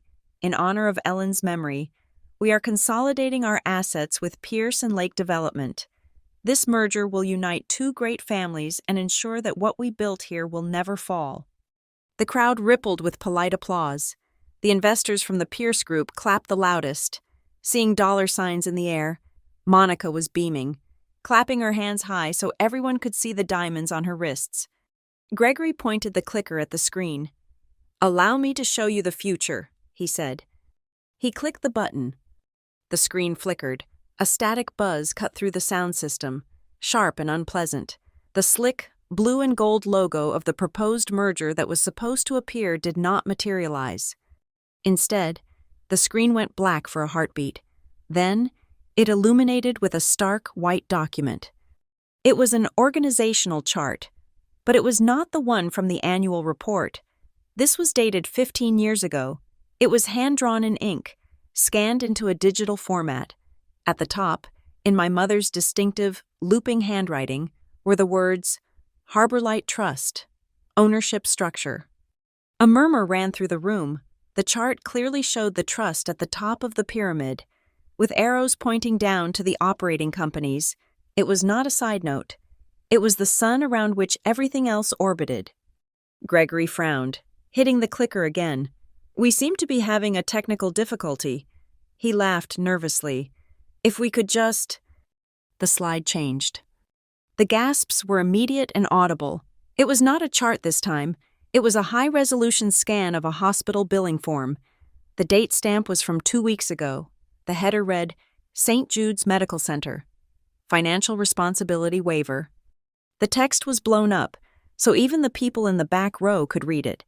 It detailed the refusal of the primary policyholder to cover the medical expenses of the patient, Riley Carrington, citing estrangement and non-dependent status. And at the bottom, magnified for effect, was Gregory's signature. "Oh my God," someone whispered near me. "Is that real?" another voice asked. Gregory went pale. He stabbed at the clicker, trying to kill the image, but the remote was dead. "Turn it off," he snapped at the tech booth. "Cut the feed." But the feed did not cut. It advanced. The third slide appeared. This one was a legal document, a dense paragraph of text highlighted in yellow. The header read, Clause 44, Contingency of Abandonment.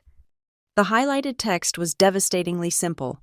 In the event that the primary guardian withdraws financial or medical protection from the beneficiary during a period of incapacitation, all voting shares and assets held by the grantor shall immediately transfer to the control of the Harbor Light Trust, with the beneficiary assuming the role of sole trustee.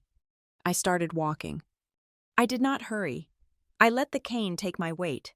I let the sound of my approach be the only percussion in the room. Gregory saw the slide.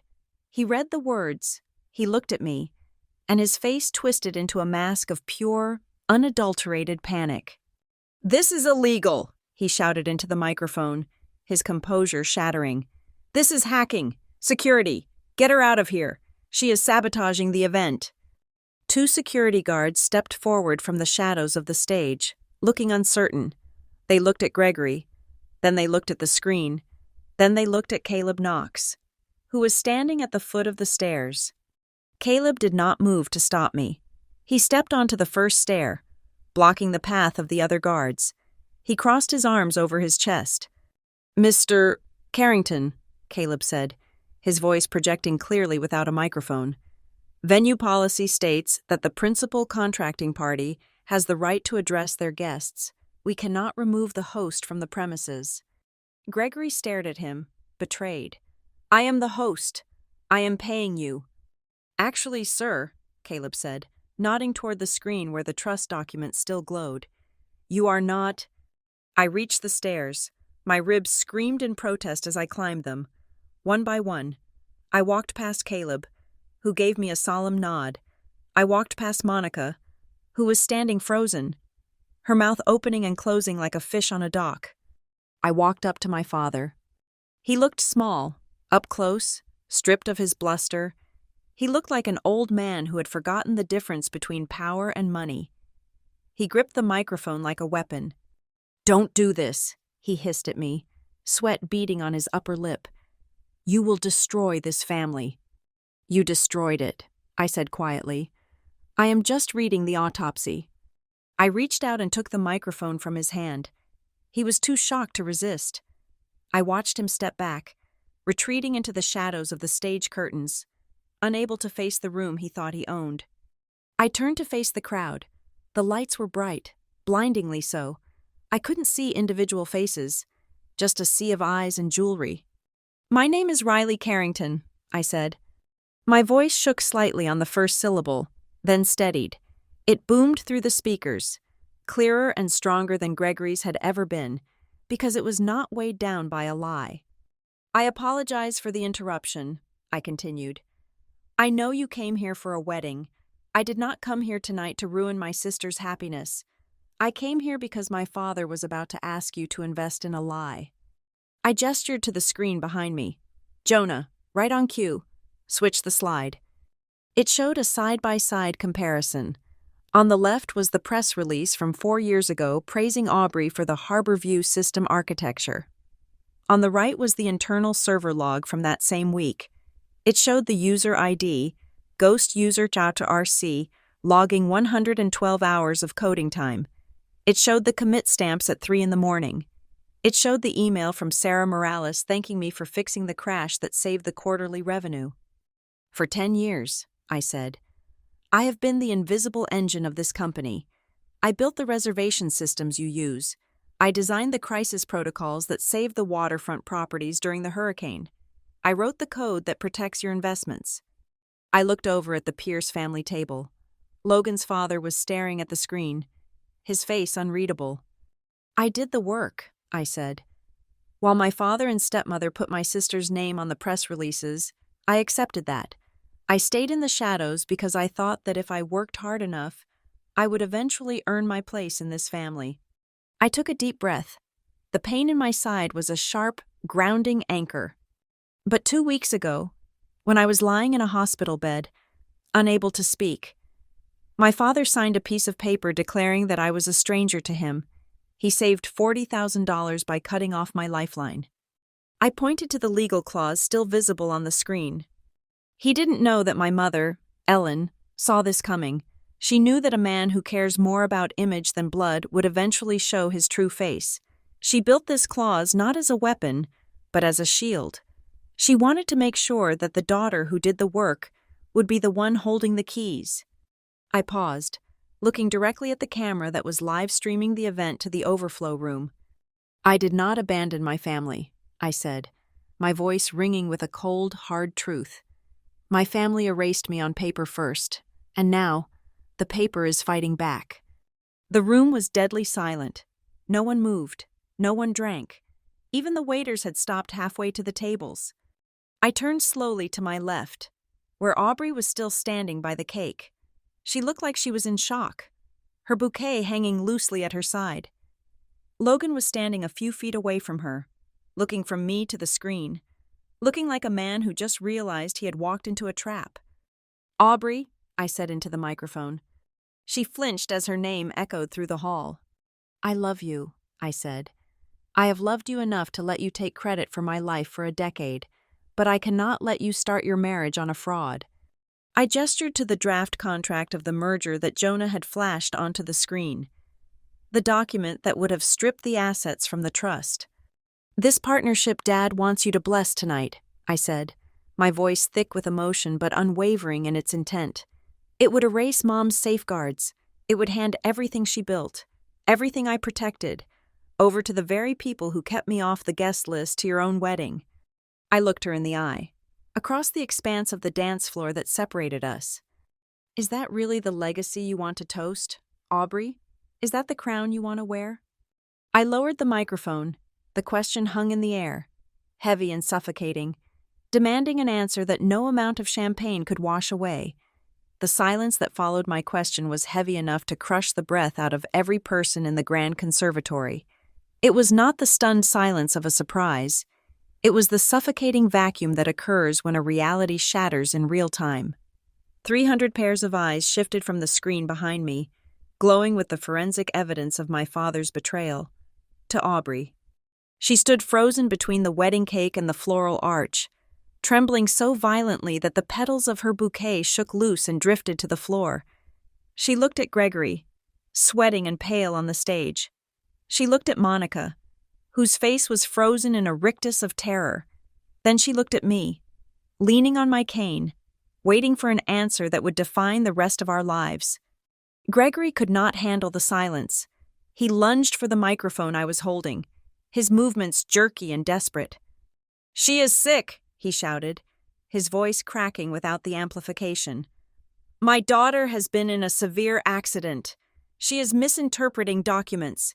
She is confused and unstable. This is a family matter that has spun out of control." He tried to grab my arm, but before his fingers could graze the silk of my dress, a figure stepped out from the shadows near the bar. "Ms. Carrington is perfectly lucid. Gregory," a deep, gravelly voice cut through the air. Miles Rowan walked into the center of the room. He did not need to shout. He carried the kind of authority that made people lean in. He adjusted his cufflinks and looked at the crowd. "For those of you who do not know me, my name is Miles Rowan. I was Ellen Carrington's personal estate attorney for 20 years, Miles announced calmly. "I can confirm that the documents displayed on this screen are authentic. The Harborlight Trust is the majority shareholder of this company.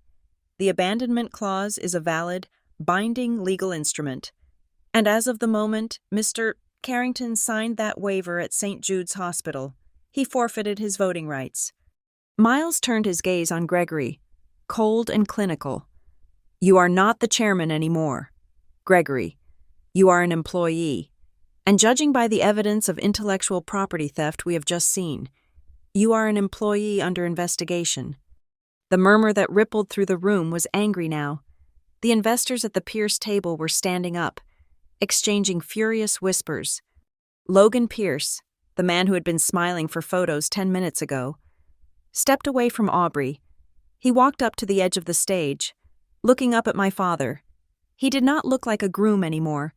He looked like a man realizing he had bought a house with a crumbling foundation. He took a handheld microphone from a stunned band member and turned it on. "Gregory," Logan said, his voice flat and hard. "Did you know?"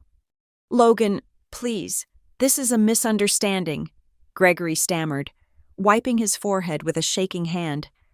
"Did you know about the abandonment clause?" Logan interrupted, shouting now. "When we sat in my office last week, negotiating the asset transfer, when you swore that you had full, encumbered control of the estate, did you know that if you cut Riley off, you would lose the company?" Gregory opened his mouth, but no sound came out. The truth was written in his evasion. He had gambled that I would die, or disappear, or simply be too weak to fight back.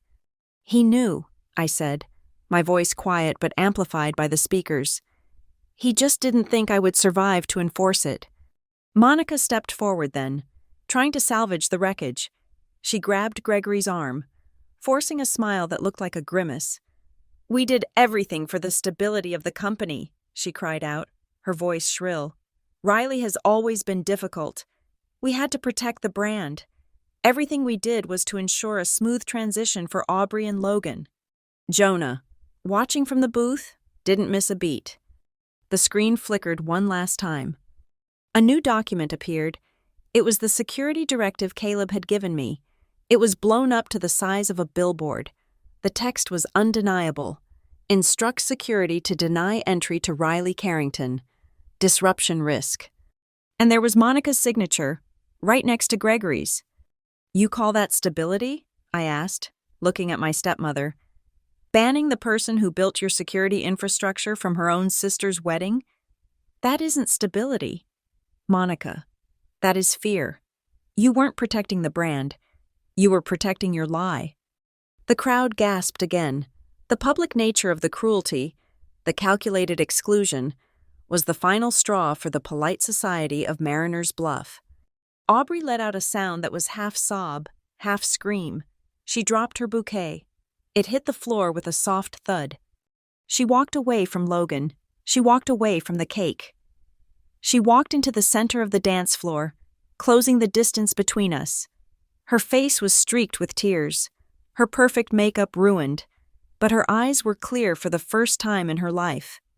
She stopped 3 feet away from me. She looked at the cane. She looked at the bruising on my jaw. She looked at the screen where her name had been plastered over my work for years. "I am so sorry," she said. She didn't whisper it. She held her hand out for the microphone. I gave it to her. "I am so sorry, Riley," she said, her voice booming through the hall, breaking on the last syllable. I always knew. I let them tell me I was special because I was too scared to tell them the truth. I let them erase you because I liked the light." She turned to Gregory and Monica. They were huddled together on the stage, looking small and vicious. "I cannot do this," Aubrey said, shaking her head. "I cannot read that speech. I cannot talk about Mom's legacy when we have spent 10 years spitting on it." She looked at the guests, then at Logan. "I will not accept a crown made from my sister's bones," she said, her voice gaining strength. "There is no merger. Not tonight. I am stepping back. I cannot marry into a partnership that was built on theft." Logan looked down at his shoes, then nodded slowly, accepting the end of the deal. The room felt suspended in time. The air conditioning hummed. The truth hung heavy and absolute. I took the microphone back from my sister. My hand brushed hers, and she didn't pull away. She stayed there, standing in the blast zone with me. "As the trustee of Harborlight Trust," I announced, my voice steady, "I am formally halting all negotiations regarding the Carrington-Pierce partnership, effective immediately. I am calling for an emergency board review. We will be restructuring the leadership of this company based on documented contributions and actual competence, rather than family favoritism." Gregory erupted. The humiliation finally broke him. "You are destroying everything," he screamed, pointing a trembling finger at me. "You are burning this family to the ground, you ungrateful, jealous—" "Mr. Carrington," a sharp voice cut him off. It was Sarah Morales. She had stepped out from the back of the room, still wearing her office blazer. Beside her stood Caleb Knox, and next to him, Aunt Sylvia stood up from her table. "She is not destroying it, Gregory," Aunt Sylvia said, her voice ringing with the disapproval of a matriarch. "She is cleaning it." One by one, people began to move, not the investors. They were already on their phones, calling their lawyers, but the staff, the old family friends, the people who had known my mother, they moved away from the stage. They moved toward the center of the room, forming a loose, protective circle around me and Aubrey. It was a visual vote of no confidence. The wedding reception did not explode into chaos. It simply mutated. The illusion of the perfect family dissolved, leaving only the stark reality of the business underneath. The band packed up their instruments in silence. Half the guests, the ones who were only there for the merger, began to file out, whispering furiously. Gregory and Monica stood on the stage for a moment longer, realizing that no one was looking at them anymore. The spotlight had shifted. They stepped down, not with dignity, but with the hasty retreat of people who know they have lost the room. They retreated to a small table in the far corner, sitting in the shadows, suddenly small figures in a room they could no longer control. I handed the microphone to Caleb. My adrenaline was fading, and the pain in my ribs was returning with a vengeance, but I felt lighter than I had in 10 years. I turned to Aubrey. "Go," I said gently. "Go talk to Logan. Figure out what is real." She nodded, wiping her face, and walked toward the man who might still love her, now that the lie was gone. I walked slowly back toward the entrance of the conservatory. The air outside was cool and smelled of the ocean. I stopped at the check-in podium. The same young hostess was there, looking wide-eyed and exhausted. The tablet was still glowing in front of her. "Excuse me," I said. She jumped. Ms. Carrington, can I get you anything?" "Just one thing," I said. "Refresh the list." She hesitated, then tapped the refresh button on the screen. The data reloaded. Jonah had been busy. The old list, the one with Gregory as the host and me as the uninvited ghost, was gone. In its place was a new header. Event: Harbor Light Trust Reconstruction Gala. Principal host: Riley Carrington. I looked at my name. It was at the top. It was spelled correctly. It was not hidden in a subfolder or erased from the record. I didn't smile. This wasn't a happy ending. It was a just one. It was the correction of an error that had gone on for too long. "That is all I ever wanted," I said softly, tracing the letters on the screen with my finger. That my name actually matched the life I lived. I turned back toward the hall. The party was over. But the work, the hard, exacting work of rebuilding the empire on the truth, was just beginning, and for the first time in my life, I was ready to sign my name to it. Thank you so much for listening to this story of justice and reclaiming one's voice. I would love to hear your thoughts.